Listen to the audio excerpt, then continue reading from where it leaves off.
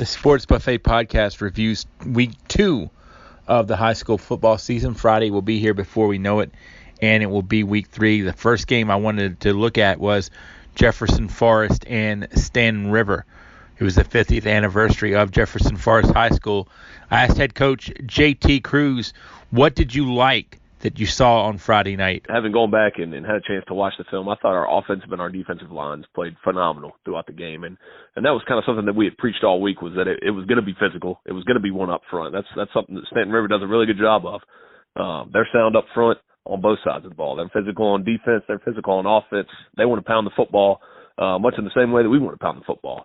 And so we knew it was going to come down to those trenches and kind of the group that played best there. That was going to be who determined who was going to win that game. And so I was really, really impressed with our guys and how they battled up front the whole night, all 4 quarters of football. Coach Cruz commented on the importance of getting off to an early start. Cavaliers are 2-0 as they head into the bye week. It's something we don't really talk about. This year is this year, and a phrase that I've used a ton and talking with a lot of different people is night and day, and just the difference in our team this year as compared to last year, and kind of the difference that having a full off season where, we started with these guys in January, and they've been working their butt off in the weight room all the way up through preseason practice in July, all the way to where we're at now, and they're continuing to work every day at practice. And the difference between that and getting such a late start last year, like I said, it's night and day. And so certainly we're excited about, having a great start this year, and I can tell you 2-0 is a whole lot better than 0-2, but on the same hand, there's still a ton that we have to improve on as a football team. Coach J.T. Cruz talked about the opponent named bye week and how even though they don't have an opponent on Friday night, they still need to win. Well, it's a week we don't have a game, but it's certainly not a week off. Kind of like I just talked about, we got a lot to improve on as a football team. And so there's still work to be done. Even though we don't have an opponent, we still got to go out. We got to win this bye week. We got to have a great week of practice, because the next week we've got Brookville, and that's when you start Seminole District play, and that's when it goes up a notch. There is no off week in the Seminole. I don't care who you're playing. Every team in the Seminole has won a state championship. Every team in the Seminole is going to be hard, physical, fast. I mean, there is no bye week in the Seminole. They all come out to play, and if you sleep on any of them, they're going to go out there and beat you. So it's once we start with Brookville, once we start with that Seminole District, that's where it gets real. Coach Cruz said a lot more work needs to be done for this team to reach its potential. We have a lot more football, a lot more potential to reach as a team that we haven't had a chance to reach yet. And so we're still growing. We only have 8 seniors, so we're still a relatively young football team that has a lot of room to grow. So that's a good thing. But it means we got a lot more work to do if we want to reach our potential as a football team. EC Glass will take on George Washington Danville on Friday. I asked Jeff Woody what worries him about GW. Speed, well coached. They're always going to have a well coached, disciplined football team. Coach Anderson knows what he's doing. He's got his boys lined up in the right place. I think they're down a little bit with injuries and such, but we are too. I mean, we just lost a couple of ball players over the past couple of weeks, and we'll get them back. But we got to be able to run to the football. They do the same. We got to be able to make sure we got to make sure we point at point A at the point of attack. We've got to make sure that we trust the run, we trust the trap, we trust the counter, and can't run to the sidelines. We got to go straight down Main Street, and we got to stop their Main Street too. And both teams have the ability to game break at any point in time in the game. I mean, we can outrun people. They can outrun people. We just got to make sure our cavalry, our pursuit is good.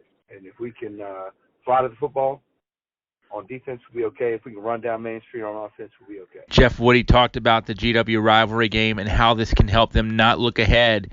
Hilltoppers will take on Heritage next week at City Stadium. Anytime you play GW, it's a good game. Anytime EC Glass and GW go against each other, it's no problem.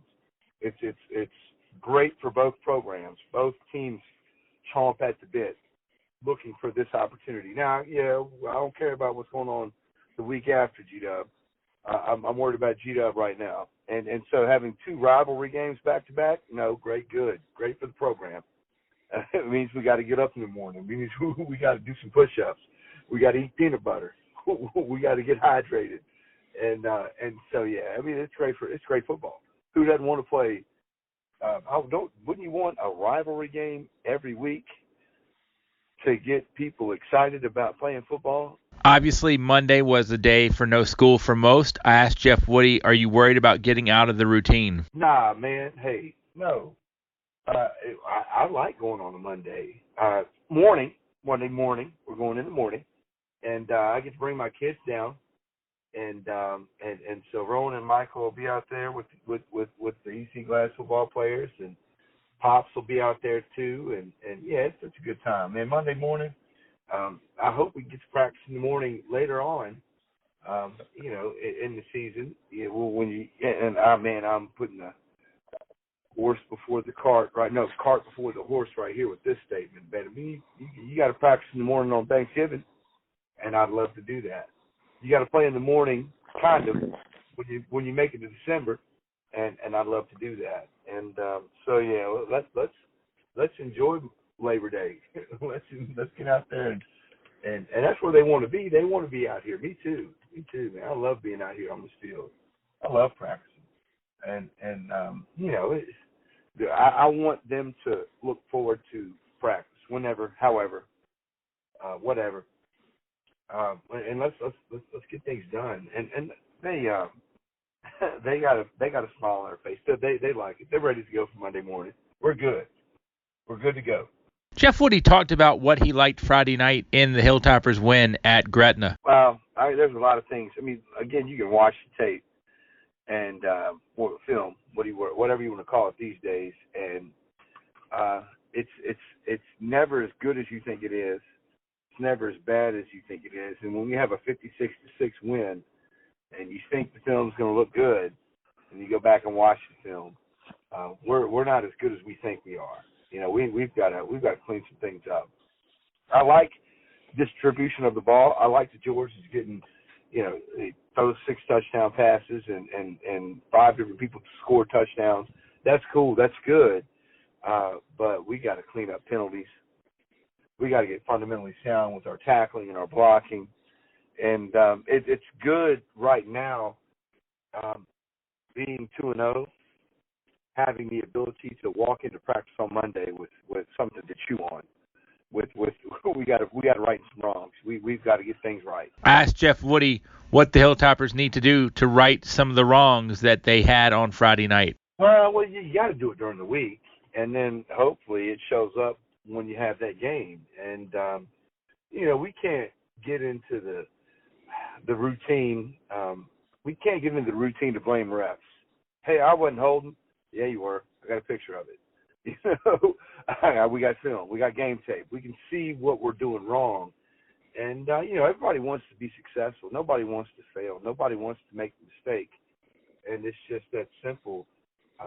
Inner mind discipline that we've got to get right. Now, I like my guys. I like their want to. They're energetic. Jeff Woody talks about liking this version of the Hilltoppers. The 2022 edition is off to a 2-0 start and will host GW Danville Friday night at City Stadium. Yeah, I'm not hating on my squad. My squad's good, but we just got to make sure we do everything right. If we want to be a championship football team, we got to be perfect. We can't be perfect. That's impossible. But we can try. And we got to start trying to be perfect more so than we are now. The LCA Bulldogs are off to a 2-0 start as well. Asked head coach Frank Rocco, what is he liking that he is seeing from his team? I think we're a team that's improving week by week. We have a lot of inexperienced guys that have replaced a lot of experienced guys, 3- and 4-year starters from last year, and so there's some voids there, and we're still trying to find the right makeup, the right chemistry. We have a couple guys kind of battling out at some very key positions, and I'd like to maybe settle on someone here soon at a couple positions. But both are, at each of those positions are competing well, and it's given us some good depth right now. So I like the way we're headed. Most people will say a team needs a vocal leader. Coach Rocco talked about maybe his team doesn't have one, but talks about what qualities and characteristics his team does have in the leadership role. Our guys are such great young men, quiet by nature, really. I don't know that I would say we have a vocal leader. Caleb Davidson, the older of the two brother Davidsons, is kind of evolved into that kind of guy, but that's not his nature. He's kind of a quiet, reserved guy. Carson Meadows, who is a linebacker tight end for us this year and has been a 2-year starter on the offensive line, where we've kind of transitioned him to some other positions this year. He's taken a little bit of an active vocal role. But honestly, our guys are just, hard-working, blue-collar guys that show up and compete, and nobody really is the rah-rah guy. They just do what we ask them to do. It's cliche for sure, but Frank Rocco talks about how the Bulldogs need to take it one game at a time. Really want to take one game at a time. It's corny, I know, but, and all coaches really talk about that. But, and on our schedule, taking it one game at a time and then looking down the pike a little ways, every game becomes more difficult than the one before. And we play Franklin County here, and they're a very good team. They had beaten Bassett, who we had just beaten last week, as well, and Bassett's a very good team. So, and then looking down the road to our first Seminole game against Rustburg, they're undefeated right now and a very good team. So it will not relent, it's just going to continue to get more difficult each week, and thus we have to take it one game at a time and hopefully improve each week that we can take on the next challenge when it comes. LCA will look to go 3-0 when they play Franklin County on Friday. I asked Frank Rocco, what does he want to see better in practice this week? I think just the overall physical play of the game of football. This past week, Bassett, they have a Cam Newton type of a quarterback that just would, when he would put the ball down and just try to pound it up in there. He's a physical specimen, and they did a good job of spreading out and just letting him go to work. And so we had to really do some gang tackling and getting bodies to the ball. And when a team really tries to spread you out and they get you spread out all over the field, they try to get you one-on-one, trying to get their studs down on the ground. And we have to do a better job of being able to just rallying to the ball. Franklin County this week has a very good tailback in their own right that will give us problems if we don't get bodies to the ball. So I think the battle cry this week is just going to get 11 bodies to the football. Dinwiddie laid it to Heritage on Friday night, 49-7 at City Stadium. After the game, I talked to Billy Mills to get his thoughts on the affair. Seemed like a lot went right tonight. What did you see that you liked besides the number? Well, I was really, really proud of my defense. Offensively, we put them in a lot of adverse situations there early in the game, and teams without grit and toughness and leadership would have folded under that situation. I don't know how many turnovers it was a lot, but they came back out there and they stiffened up, and they stopped some of the drives, only gave up 7 points to all that, and really proud of those guys, tremendously proud. Your quarterback's pretty good too, though. Harry did. Yeah. And Harry, he forced a couple of things, and but I was proud of him. Just a sophomore, and he bounced back greatly. And he made plays when we needed him to make plays, and he's got a bright future. Man. It's really proud of that kid. He's worked really hard to get to where he's at. So. Seemed like a big play was a lot of part of the offense tonight, too, with Tucker getting a lot of big runs. How much do you guys rely on that big play?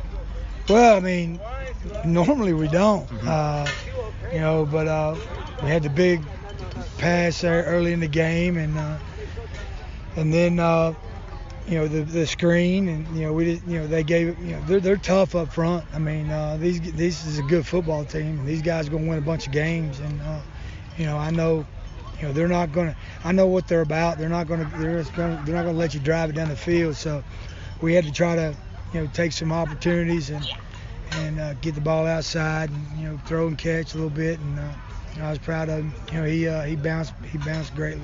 For you guys to win a lot of games, what has to keep happening? Well, we definitely got to protect the ball. We can't do that again. But he's kind of had. I think he's thrown one interception in the first game and then all the scrimmages. So, every quarterback has that day.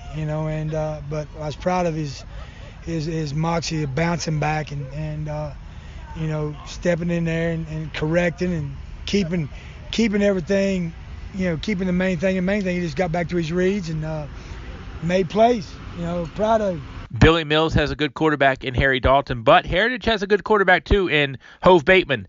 I asked Coach Mills, what does he see in Bateman? I thought that, we watched him on film, and, I thought he did some good stuff last week, but I think, he made some really good plays tonight. Looked a lot more comfortable back there than he did on film against Fleming. So, the sky's the limit for these. They're going to do a great job of developing that kid, and as they always do. And, like I said, they're going to win a bunch of football games. Harry Dalton was very impressive for Dinwiddie on Friday night after the game. I got his thoughts. What did you see that you liked tonight out of your personal play? What did you do well? Just the bounce. Mm-hmm. The first two quarters, I threw 2 picks. Always got the mindset to bounce off of that. You can't drop your head, can't feed into any of that.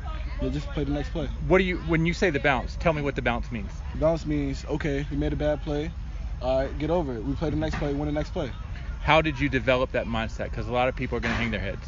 Coach Mills, back in 7th grade, he always told me when I was hurt in the Matoka game, he was like, hey, it's just a mindset. It's just a mindset. You always got to bounce.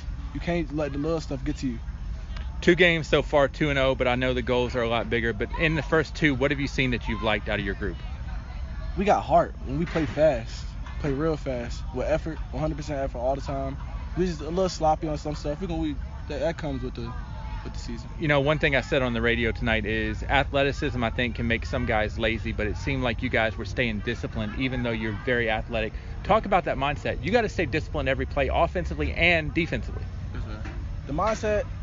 Coach Mills, every time in practice, if we do a loaf, which is don't give all our effort, he always makes us do it across the field. So that just develops our want to get up mindset. Dwayne Hamlet is normally my broadcast partner on Friday nights. This week I had Chris Glaize, the head baseball coach at Brookville High School, and Coach Glaize gets the final words. He recapped the Heritage Dinwiddie affair from Friday. I tell you what, I'm thinking about ordering a T-shirt that says "I love Bateman." What did you see out of Heritage's signal caller that you liked so much? Well, I was impressed. I thought that, and he's young, not in years, but young at the quarterback spot. But he threw a good ball, has a good live arm. He made some good throws, but I think he got rushed by a really good front 4 and threw the ball a little quicker than he wanted to at times, and there he missed a couple receivers. But I think the sky's the limit for that kid. I'm going to ask you a tough question now because you know I like to do that. Bigger potential, Dinwiddie or Heritage this year? Wow. Without knowing Dinwiddie's schedule, right. Who they play out of Richmond or near Richmond or whatever, Coach Bradley's not going to let them be mediocre. They're going to win games, and when it comes down to it, their name is going to be in the upper echelon of the Seminole District or Region 3. It's going to happen.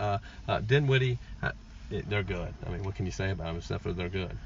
I think one of the big things is if Dinwiddie worries about Dinwiddie and if Heritage worries about Heritage in their next games this year, I think both of them are going to come out a lot more on the winning side than the losing side. Yeah, absolutely. They're both well coached, and it's going to be fun watching them. I mean, that's. Is there anything you saw from either group that you would want fixed or that worried you?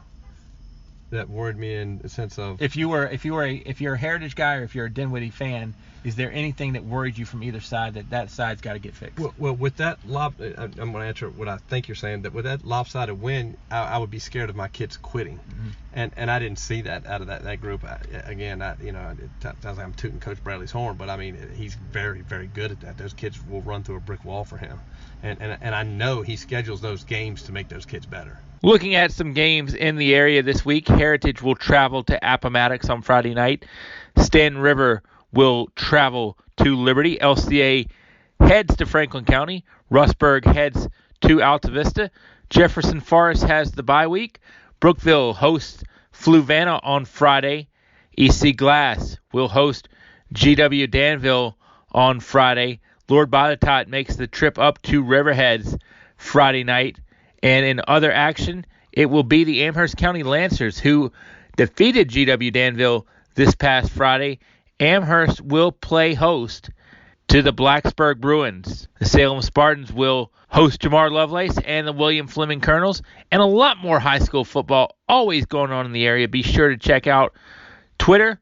The Sports Buffet will try to help you out, and there's a lot more going on as well. For the Sports Buffet podcast, this is Bob Alvis.